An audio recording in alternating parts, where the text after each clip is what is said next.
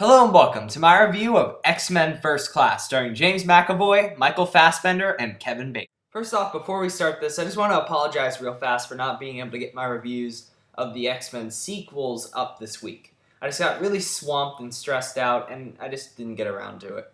But this week, I promise I will get all 3 reviews done, and actually my review of X-Men 2 will be up tonight. But that's not what we're talking about right now. We're talking about X-Men First Class. X-Men First Class takes place in the 1960s on the brink of the Cuban Missile Crisis, and our 2 main characters are younger versions of Professor Xavier, played by James McAvoy, and Eric Lencher slash Magneto, played by Michael Fassbender. The existence of mutants is still fairly unknown to the rest of the world, but Sebastian Shaw, played by Kevin Bacon, plans on changing that in a big way. He plans on overtaking the world and enslaving humanity to mutants. So Xavier and Magneto form a team of young mutants to help fight this threat. Now, I'm going to throw some outlandish claims out here, when I say them, you're going to think I'm crazy, but once you see this, you'll know exactly what I'm talking about. X-Men First Class is not only the most satisfying comic book film since The Dark Knight, but it's also one of the best comic book movies ever made. One of the main things I love about this movie, and a lot of people have pointed this out already, is the setting, and how much it feels like a spy thriller as opposed to a superhero film. It's got that perfect mix of bigger-than-life and grounded in reality that the best comic book films have. And where we get back down to earth is our cast, which is a uniformly excellent cast of characters. But the 2 actors who own this movie are James McAvoy and Michael Fassbender. 2 excellent performances as Professor Xavier and Magneto, respectively, and they're just both so good in very different ways.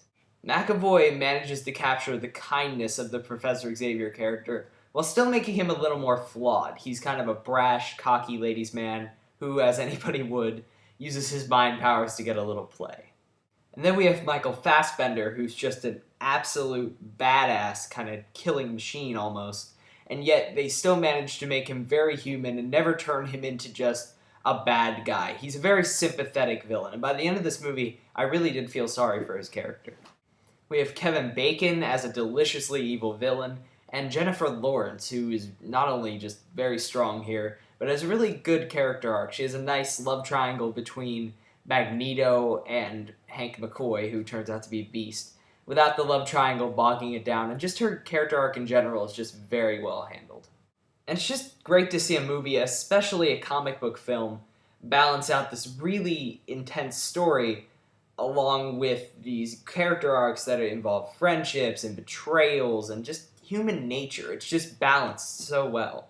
This movie is directed by Matthew Vaughn, who's previously done Stardust, Layer Cake, and Kick-Ass. He's a really, really good director. He shoots everything so well. He has a great sense of style. His pacing is so on top of it. This movie is nearly 2.5 hours long, and you don't feel the length at all.